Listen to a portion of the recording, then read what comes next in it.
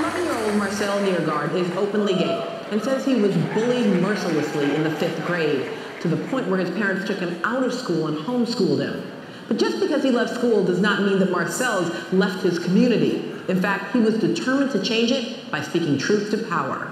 You see, in Tennessee, over the past few years, state legislatures have introduced several anti-gay bills, like the Classroom Protection Act, more commonly known as the Don't Say Gay bill, which was sponsored by State Representative John Reagan. Now, this odious homophobic bill was rejected in 2012, but Reagan brought it back in an even uglier version this year. In addition to banning school teachers and staff from discussing sexual activity that is not related to, quote, natural human reproduction, Reagan's bill required school officials to out students they suspected to be gay to their parents. Thankfully, the legislation failed again, but despite all of this, despite his clear hostility to young gay and lesbian students, State Representative Reagan was selected as the 2012 Reformer of the Year by a nonprofit organization, Students First.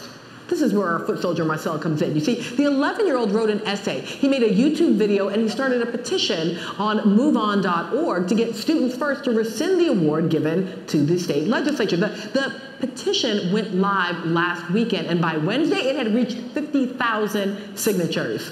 And it was the plea of that young man and the support he garnered that led Students First to issue a statement that they stand with Marcel and against the bigotry of the Classroom Protection Act. Students First stripped State Representative Reagan of his award.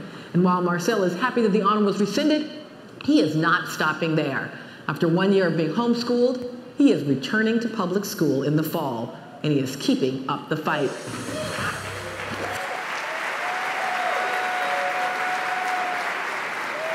Please welcome 12-year-old LGBT rights activist and GLAAD Spirit Day ambassador, Marcel Neergard, and country music superstar and LGBT rights activist, Chely Wright.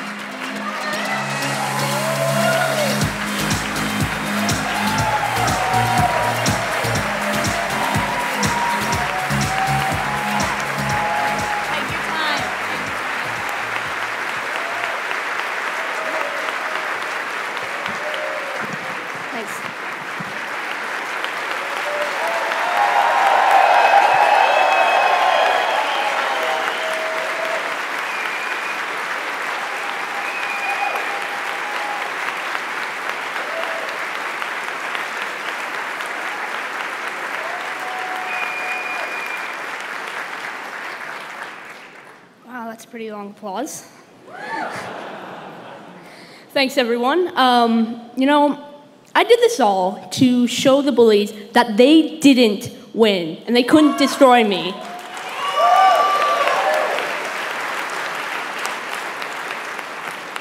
But I could not have done any of that without GLAAD. GLAAD took my story national and they helped me get 50,000 signatures. They helped me create a huge change. And no, we're not going to stop here. We're going to keep fighting together, and we're going to make anti-bullying legislation passed in Tennessee. No, not just in Tennessee, in every state of America.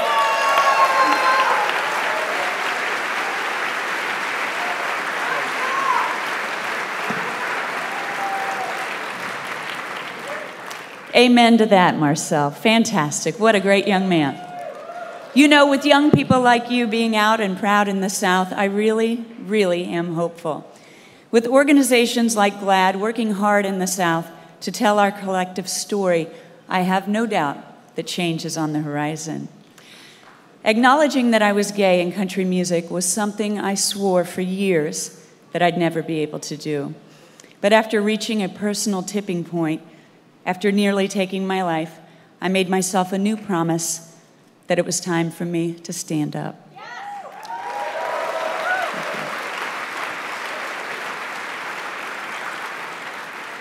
I truly believe that the path to change in the South and in Nashville is through country music. Country music is a beloved, hugely successful art form rooted in storytelling. And I know of one brave and amazingly talented artist from Mineola, Texas, who is not at all quiet about her support for the LGBT community.